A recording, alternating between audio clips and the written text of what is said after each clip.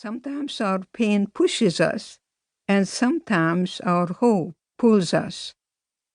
Asking why now isn't just asking a question, it's asking everything. One of his eyes briefly twitched, closed, but he said nothing. So tell me why you are here, I invited again. Still, he said nothing.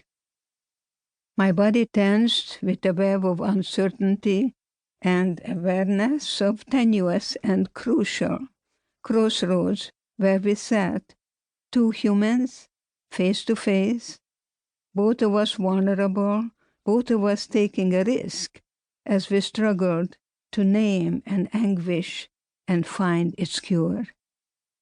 Jason hadn't arrived with an official referral. It appeared that he had brought himself to my office by choice.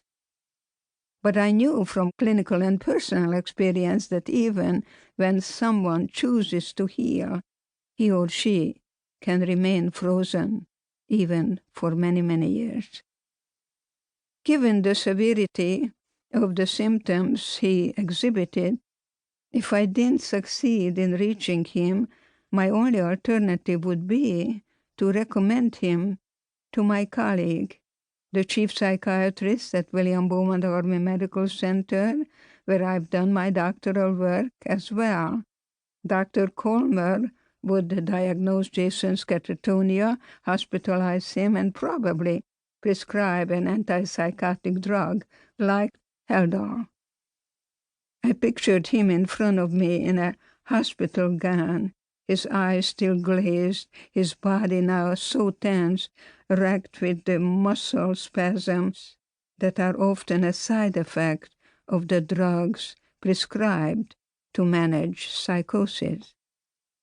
I do rely absolutely on the expertise of my psychiatric colleagues, and I'm so grateful for the medications that save lives, but I don't like to jump to hospitalization if there is any chance of success with a therapeutic intervention.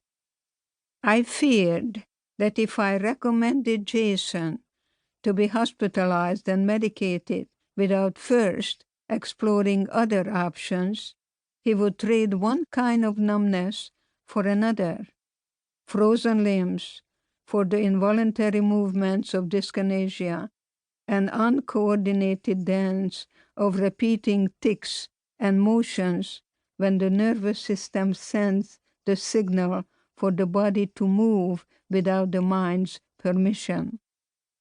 His pain, whatever its cause, might be muted by the drugs, but it won't be resolved. He might feel better or feel less, which we often mistake for feeling better, but he wouldn't be healed.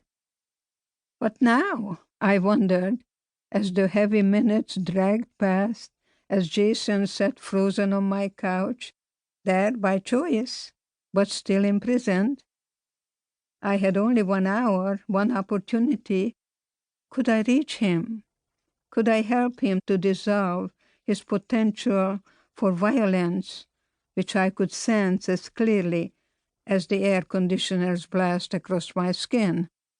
Could I help him see that whatever his trouble and whatever his pain, he already held the key to his own freedom? I couldn't have known then that if I failed to reach Jason on that very day, a fate far worse than a hospital room awaited him. A life in an actual prison, probably on death row. I only knew then that I had to try. I studied Jason. I knew that to reach him, I wouldn't use the language of feelings. I would use a language more comfortable and familiar to someone in the military. I would give orders. I sensed that the only hope for unlocking him was to get the blood moving through his body. "We're going for a walk," I said. I didn't.